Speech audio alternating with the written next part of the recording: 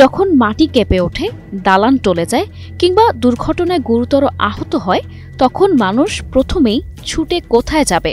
হাসপাতালেই। কিন্তু যদি সেই শেষ আশ্রয়টিই হয় অনিশ্চয়তার আরেক নাম, তখন কেমন হবে? যদি জীবন বাঁচাতে যে ভবনে আশ্রয় নেওয়া হয় সেটি ভেঙে পড়ার শঙ্কায় কাঁপতে থাকে, তখন কি হবে?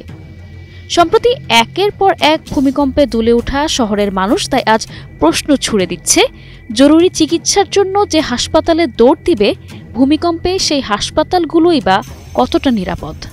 নতুন এবং ফিরে আসা গ্রাহকদের জন্য নগদে চলছে ক্যাশব্যাক সহ প্রতিদিন হাজারো উপহার জেতার সুযোগ। হবে আশা আর ফেরা সারপ্রাইজ সেরা। 2017 সালের জরিপ অনুযায়ী 433টি হাসপাতালের মধ্যে 248টি ঝুঁকিপূর্ণ এবং 174টি অতি ঝুঁকিপূর্ণ। আবার এই তালিকায় ঢাকায় 5টি বড় হাসপাতাল রয়েছে ভূমিকম্পের বিপজ্জনক ঝুঁকিতে। এই হাসপাতালগুলো হলো ঢাকা মেডিকেল কলেজ হাসপাতাল, sir Salimullah medical college, Bangladesh medical বিশ্ববিদ্যালয় অর্থাৎ সাবেক পিজি হাসপাতাল, জাতীয় অর্থোপেডিক ও পুনর্বাসন প্রতিষ্ঠান বা পঙ্গু হাসপাতাল এবং বাংলাদেশ শিশু হাসপাতাল ও ইনস্টিটিউট।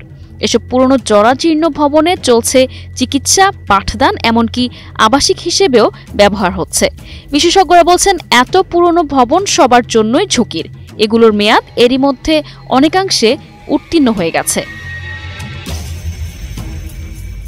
দেশের সবচেয়ে বড় চিকিৎসা প্রতিষ্ঠান 2600 শয্যা বিশিষ্ট ঢাকা মেডিকেল কলেজ হাসপাতালের যাত্রা শুরু হয় 1946 সালে।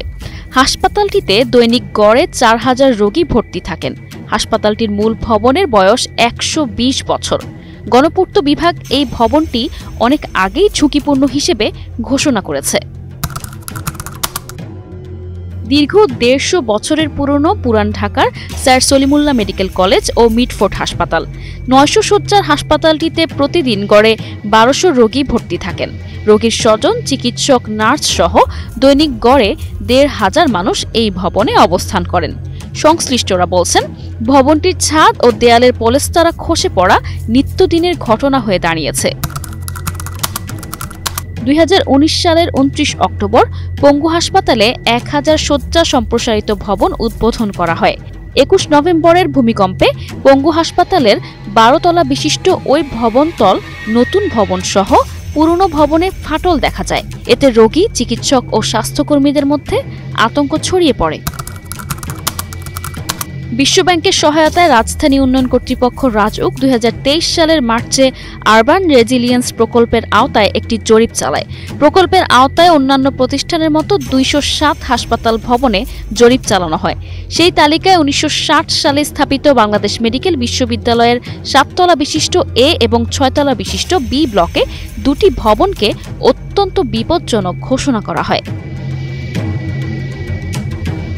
ঢাকার হাসপাতালগুলো যে শুধু চিকিৎসা সংকটেই নয়, বরং কাঠামোগত বিপর্যয়ের দোরগোড়ায় দাঁড়িয়ে আছে, এ সত্য এখন আর অস্বীকারের উপায় নেই। পুরনো ভবন, দীর্ঘদিনের অবহেলা এবং আধুনিক ভূমিকম্প মানদণ্ডের বাইরে থাকা স্থাপনাগুলো আজ লাখো মানুষের জীবনের নিরাপত্তাকে প্রশ্নবিদ্ধ করে তুলেছে। নিশা আলম, নিউজ ডেস্ক, 21 টেলিভিশন।